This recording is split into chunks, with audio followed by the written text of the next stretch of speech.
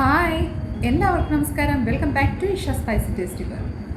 ഇന്ന് ഞാൻ നിങ്ങളുടെ മുന്നിൽ വന്നേക്കുന്നത് വളരെ പെട്ടെന്ന് തന്നെ തയ്യാറാക്കാൻ പറ്റിയ ഒരു 4 മണി പലഹാരത്തിൻ്റെ റെസിപ്പി കൊണ്ടാണ് വന്നേക്കുന്നത്. നമ്മുടെ വീട്ടിൽ മിക്ക ദിവസങ്ങളും ദോശമാവൊക്കെ മിച്ചം കാണും. ആ ദോശമാവ് കൊണ്ട് നമുക്ക് അടിപൊളി ഒരു സ്നാക്സ് തയ്യാറാക്കിയാലോ. ഇഡ്ഡലി അല്ലെ ദോശമാവും കൊണ്ട് തയ്യാറാക്കുന്ന ഈ ഒരു റെസിപ്പി വളരെ പെട്ടെന്ന് തന്നെ നമുക്ക് ഈസി വേയിൽ തയ്യാറാക്കാം. വെറും ഒരു 10-15 മിനിറ്റിൻ്റെ ഉള്ളിൽ നമുക്ക് ഈ ഒരു സ്നാക്സ് തയ്യാറാക്കിയെടുക്കാം. പുറമിൽ നിന്ന് നല്ല ക്രിസ്പിയും ഉള്ളിൽ നിന്ന് സോഫ്റ്റ് ആയിട്ടുള്ള ഈ റെസിപ്പി എല്ലാവരും തീർച്ചയായിട്ടും ഒന്ന് ട്രൈ ചെയ്ത് നോക്കിക്കൊള്ളൂ കേട്ടോ. നിങ്ങൾക്ക് ഏവർക്കും വളരെ ഇഷ്ടപ്പെടുന്നതായിരിക്കും. 4 മണിയുടെ ചായയുടെ ഒപ്പം കഴിക്കാൻ പറ്റിയൊരു റെസിപ്പിയാണ്. കുട്ടികളൊക്കെ വരുമ്പോഴത്തേക്കും നമുക്ക് വളരെ പെട്ടെന്ന് തന്നെ തയ്യാറാക്കി കൊടുക്കാം. അപ്പോൾ വേഗം നമുക്ക് ഈ ഒരു അടിപൊളി ക്രിസ്പി ആയിട്ടുള്ള ഈ ഒരു സ്നാക്സിൻ്റെ റെസിപ്പിയിലോട്ട് നമുക്കൊന്ന് കിടക്കാം.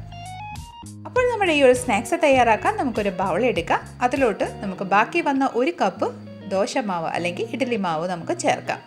ഇതിലോട്ട് നമുക്ക് 1 ടേബിൾ സ്പൂണ് റവയും കൂടെ ചേർക്കാം. വറുത്താണെങ്കിലും കുഴപ്പമില്ല, വറുക്കാത്താണെങ്കിലും കുഴപ്പമില്ല.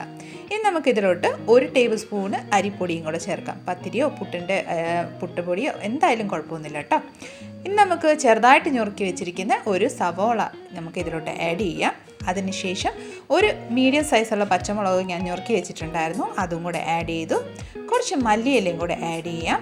ഒരു കുഞ്ഞു പീസ് ഇഞ്ചിയും കൂടെ ഞുറുക്കി വെച്ചിട്ടുണ്ടായിരുന്നു, അതും കൂടെ നമുക്ക് ഇതിലോട്ട് ആഡ് ചെയ്യാം. ഇനി നമുക്ക് ആവശ്യമനുസരിച്ച് ഉപ്പും കൂടെ ചേർത്ത് നന്നായിട്ടൊന്ന് മിക്സ് ചെയ്തെടുക്കാം. സ്പൂൺ വെച്ച് ആദ്യം നന്നായിട്ടൊന്ന് മിക്സ് ചെയ്തതിന് ശേഷം നോക്കിക്കൊള്ളും, നല്ല പെർഫെക്റ്റ് ആയിട്ട് നമ്മുടെ ബാറ്റർ ഇവിടെ റെഡി ആയിട്ടുണ്ട്. ഇനി നമുക്ക് ഇത് കുഞ്ഞു ബോൾസ് ആക്കി ഓയിലൊന്ന് ഫ്രൈ ചെയ്യാം. ഞാനൊരു കടായിൽ ആവശ്യമനുസരിച്ച് ഓയിൽ ചേർത്തിട്ടുണ്ട്. ഓയിൽ ഏകദേശം നന്നായിട്ടൊന്ന് ചൂടായതിന് ശേഷം ഫ്ലെയിം നമുക്ക് മീഡിയത്തിലോട്ട് വെച്ചതിന് ശേഷം ഇതുപോലെ കൈ കൊണ്ട് ചെറിയ ബോൾസ് നമുക്ക് ഇതിലോട്ട് ഒന്ന് ആക്കിയെടുക്കാം. ഇതുപോലെ കുഞ്ഞു ബോൾസ് നമുക്ക് ഓയിലിലോട്ടൊന്ന് ആക്കിയതിന് ശേഷം മാവ് അടിവശത്തൊന്ന് ലൈറ്റ് ഒരു ഷെയ്ഡ് മാറി വരുമ്പോഴത്തേക്കിന് നമുക്ക് ഒരു സ്പൂൺ വെച്ച് ഒരു സ്പാച്ചുല വെച്ച് പതിയെ ഒന്ന് മറിച്ചിടാം. ഓയിലൊന്ന് നന്നായിട്ടൊന്ന് ഇതുപോലെ ഞാൻ കാണിക്കുന്ന രീതിയിൽ തന്നെ ഒന്ന് സ്പ്രെഡ് ചെയ്തെടുക്കാം.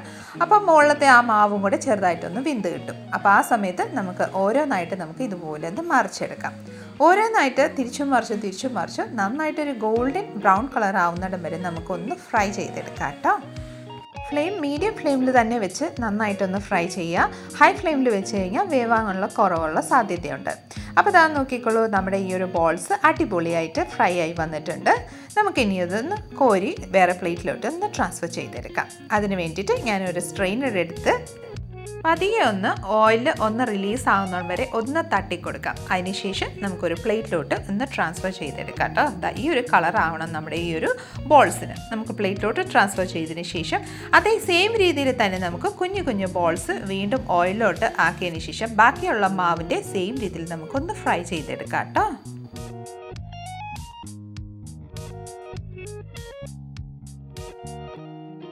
അപ്പോൾ ഇതാ സൂപ്പർ ടേസ്റ്റി ആയിട്ടുള്ളൊരു നമ്മുടെ ഈ ഒരു അടിപൊളി സ്നാക്സ് ഇവിടെ റെഡിയാണ്.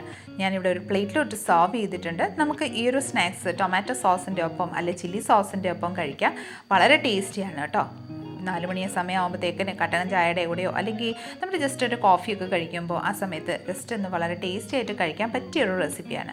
നിങ്ങൾക്ക് എല്ലാവർക്കും ഇഷ്ടപ്പെടുന്നതായിരിക്കും. പുറമിൽ നിന്ന് നല്ല ക്രിസ്പിയാണ്, ഉള്ളിൽ നല്ല സോഫ്റ്റ് ആണ് കേട്ടോ നമ്മുടെ ഈ ഒരു സ്നാക്സ്. തീർച്ചയായിട്ടും എല്ലാവരും ദോശമാവോ അല്ലെങ്കിൽ ഇഡ്ഡലി മാവും ബാക്കി വന്നിട്ടുണ്ടെങ്കിൽ ഈ ഒരു റെസിപ്പി ഒന്ന് ട്രൈ ചെയ്ത് നോക്കിക്കോളൂ. നിങ്ങൾക്ക് എല്ലാവർക്കും ഇഷ്ടപ്പെടുന്നതായിരിക്കും കേട്ടോ. അപ്പോൾ നിങ്ങൾക്ക് ഈ ഒരു റെസിപ്പി ഇഷ്ടപ്പെട്ടിട്ടുണ്ടെങ്കിൽ ഒന്ന് ലൈക്ക്, ഷെയർ ആൻഡ് സബ്സ്ക്രൈബ് കൂടെ ചെയ്തതിനെ മാക്സിമം ഒന്ന് സപ്പോർട്ട് ചെയ്തേക്കണേ. തൊട്ടടുത്തുള്ള ബെൽ ബട്ടൺ കൂടെ ഒന്ന് ക്ലിക്ക് ചെയ്തേക്കണേ. അപ്പോൾ ഞാനിടുന്ന പുതിയ വീഡിയോസിൻ്റെ നോട്ടിഫിക്കേഷൻ നിങ്ങൾക്ക് അപ്പോൾ തന്നെ കിട്ടുന്നതായിരിക്കും.